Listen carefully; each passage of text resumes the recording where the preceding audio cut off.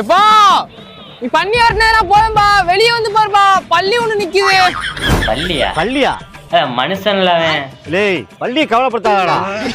என்னண்ணே அப்பனும் மகனும் காலங்காலத்துல ஓடி பிடிச்சு வந்துருக்கீங்க? என்ன செய்ய, உங்க வயிற்ற நிரப்புறதுக்கு நாங்க 2 பேரும் ஓடி பிடிச்சா வாட வேண்டியிருக்கு. பண்ணி விக்கிறவனை பாதிக்காது, விவசாயம் பண்ற எங்களை தான் பாதிக்கும்.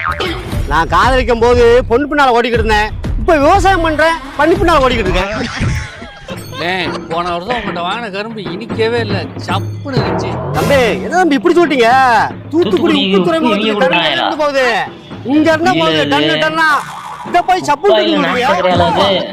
என்ன அப்ப அவங்களுக்கு ஒரு 10 டன் ஏத்துற மாதிரி எனக்கு ஒரு 10 டன் ஏத்து விடுங்க. ஓ தப்பா, காடே எங்க காடு கிடையாது, உள்ள போடுற பண்ணி தான் எங்க பண்ணி. காட்டுக்காரன் அந்த இருக்கான் பாரு, அவன்கிட்ட போய் வியாபாரத்தை பேசியா.